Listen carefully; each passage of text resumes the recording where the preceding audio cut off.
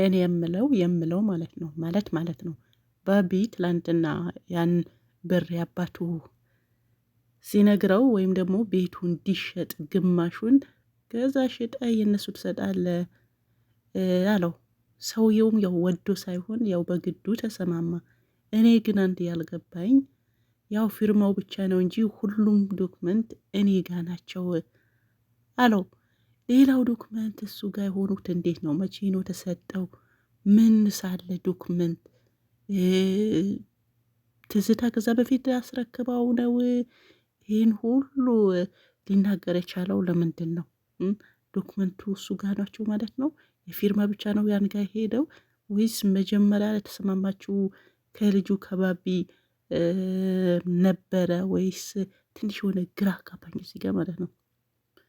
ከባቢ ከሆነ ሰውየውስ ለምን ገባ እዚህ ውስጥ?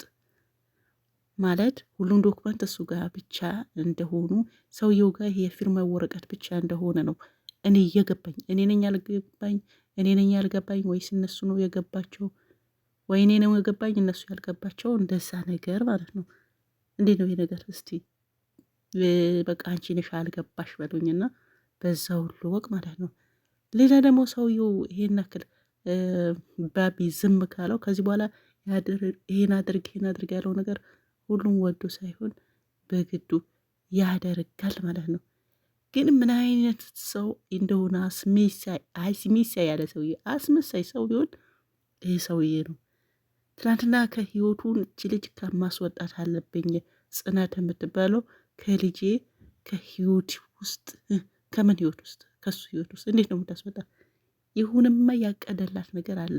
እውነት ለመናገር ያው ብሌን አግኝተዋለች። ያው የትዝታ ታናሽ ወንድም ነው አለችው። አዎ ግን ተሳስተሻል፣ ታላቅ ወንድም አይመስልም። እንደዚህ ስናያቸው በፊዚካል ምናምን ሰውየው ታላቅ ነው የሚመስለው፣ እሷ ደግሞ ታናሽ ቪዲዮ እዚህ ጋር የተሳሳድሽ ይመስለኛል ማለት ነው። ከዛ እኔ ደግሞ ከዛ ሁሉም የገረመኝ ሄዶ ማስመሰሉን መጠየቁ ነው። ግን ብሌን እንዳለችው በሆነ ነገር አለሳልሶ ይዞ ብቻ ባቢን ይሄን ስላለው ብቻ ሳይሆን ጽናት ላይ የሆነ ነገር ለመፈጸም እያቀደ ይመስለኛል። እውነት ለመናገር በሰላሙ አይደለም። የባቢ ብቻ ያን ብቻ ስላለው ቤቱ ተሽጦ ግማሹ ይሰጣቸው ስላለው ብቻ ይህን ነገር ሄዶ እስከ መጠየቅ ድረስ እፈልግሻለሁ አይመስለኝም። እንደው ብሌን ጥሩ ተጠራጣሪ ነች እንዴ? አዎ በሰላሙ አይሆንም። እና ታላቅ ወንድም ሊሆን ይችላል። እና በዚህ ነገር እኔም እሰማማለሁ ማለት ነው። ሌላ ጽናት ደግሞ የመከረችሽ ነገር ነበረ። ጽናት አንቺ አንዳንዴ ምክር ተቀበይ፣ እውነት ነው ለምን ይሆናል ብለው ይህ ጥርጥር፣ ነገራችን ላይ አንቺ የዋ ስለሆንሽ ነው እንጂ የመጠራጠር የሆነ ነገር ሊጠቀምብሽ ፈልጉ ይሆናል። አንቺ ወጣት ነሽ፣ ይህስ ቢሆን ስትል ምንድን ነው አለችም። ኧረ እንደዚህማ አያደርግም፣ ምንም ልታስበው አልቻለችም። አያቸው፣ ንጹሕ ልብ ያለው ሰው እንደዛ አያስብም። ነገሮቶች ሁሉም ያው በጥሩ ነው የሚያስበው ማለት ነው። እውነት የሆነ ምን ነገርማ መጠርጠር ነበረብሽ። ይህን ያክል ብር ሲሰጥሽ ለምን ይሁን ሁሉ ሰሰጠኝ። ሰሞኑ እኮ የአንድ ወር ደሞዜ ቅድመ ክፍያ ፈልጋለሁና መጀመሪያ ክፈለኝ ካለሁበት ችግር ነው ስትል፣ አያይ እንደው የለኝም ብሩ ሁሉም አዲስ ድርጅት አይደል በዛ ነው እንትን ያለውና ብሎ እንዴት እንትን እንዳለት ያው ታውቃለች። ምናልባት ከባቢ ይሄን እንደተነጋገሩ ስለመታቅ ቢሆንም የአንድ ወር ደሞዝ ስጠኝ ስለው እንደዛ ያለኝ ሰውዬ ምን አስቦ ነው? ትንሽ ራሱ ጥርጥር ራሱ አላደረባትም። አንዳንዴ ለምን በሉ ያልጠረጠረ ተመነጠረ ይባላልና ለምንድን ነው የሚለው ነገር ያው መርሳት የለባችሁም ባይነኝ ማለት ነው። አትርሱ። እንዴት ነው ያላሰባችሁ ሲሳይ የሆነ ሱዳ እንዴ ትንሽማ አስቡ እንጂ እንደ ጽናት ማለት ነው። ጽናት ዝም ነው አለችው። በቃ ብቻ ደስታዋ ነው ገለጠችውና ይሄ ነገር ምን ልታስበው አልቻለችም። ሌላ ደግሞ በትንሽ ጊዜ ውስጥ ያው ሰይጣኖች ውስጥ ያሉ ሰይጣኖች ይገኛሉ ብላለች ብሌን። እውነት ነው።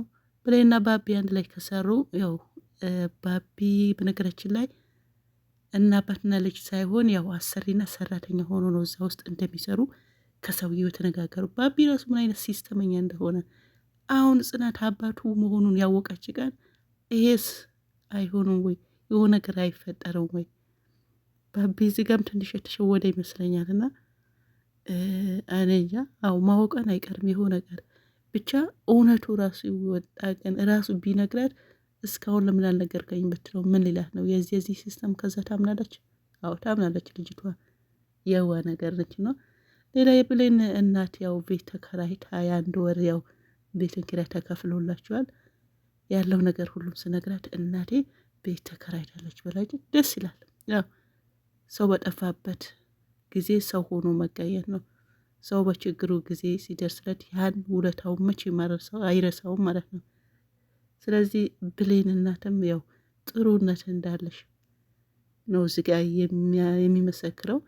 ምክንያቱም ጓደኛሽን ሁሉም ነገር ነግረሻት በዚህ ሁሉ መተባበሯ እሱም ጥሩ ሰው ነች ማለት ነው። ሌላ ያው ጽናት እንደዚሁ ቀጢ ይሄን እንትናሽበት ቀን በጣም ያዘንሽባቸው ቀናቶች፣ ያለቀስሽባቸው ቀናቶች፣ ይህ ተስፋ ለመቁረጥሽ እና በተለይ ደግሞ እነዚህ ቀናቶች ነገ ተለውጠው በቃ እየሳቅሽ ታያቸዋለሽ። የምሬ ነው የምልሽ። ይሄን መታገስ ዋጋ አለው የሚለውን አንቺ ጋር ይታያል። ውስጥሽ እየተጨነቀ ውስጥሽ እያሰበ አባትሽ የምታጸናኒበት መንገድ እሱን አይዞ ሀብሽር የምትይበት መንገድ እጅግ በጣም የሚገርም ነውና ይሄንን ጥንክርናሽን እስከ መጨረሻ መቀጠል አለበት። አንቺ በትኑሪ ኑሮ እስካሁን አባቱ ራሱን አጥፍቶ ነበር። የምሬ ነው ምልሽ። አሁንም ውስጡ ያንቺ ሲል ነው እንጂ ተረጋግቶለት አይደለም። አንቺ ሳትኖሪ ሲቀር ምን እንደሚል እኛ እናውቃለን።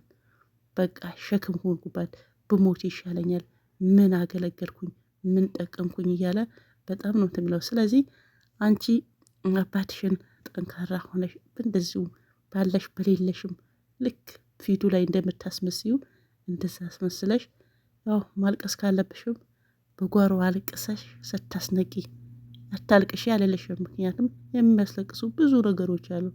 ያ ደግሞ ያው ዝም ብለሽ እንትሰራርሻው ሳይሆን አልቅሰሽ ሲወጣልሽ ይለቅሻል ማለት ነው። ስለዚህ እንደተለመደው በጓሮ አልቅሰሽ፣ ስራ ቦታ አልቅሰሽ፣ መንገድ ላይ አልቅሰሽ ፊትሽ ፏ ብሎ አባትሽ ስትቀርቢ የአባት ታለቅሺ ደስ ይለኛል። ግን በቃ የሆነ ውስጥሽ ምቃርገሽ ይዘሽ ያስታውቃል። ስለዚህ ማናችሁም ከከፋችሁ ማልቀስ ከፈለጋችሁ በቃ በሰው ፊት ሳይሆን በደንብ አልቅሱና ከዛ በኋላ ትጥብ ብላችሁ ታጥባችሁ ፏብራችሁ እንዳዲስ ይለቃችኋል የያዛችሁ ነገር ማለት ነው። ስለዚህ አሁን እሷን የምጠቀመው በእንደዚህ ነውና ይሄንን ትንሽ ይቀጥል ነው ምለው። ነገ ሌላ ቀን ነው። አባትሽ ተሽሎ ንብረታቸው ተመልሶ እናገኛቸዋለን። አብሽሩ፣ አንቺ ጎበዝ ጠንካራ ሴት ነሽ።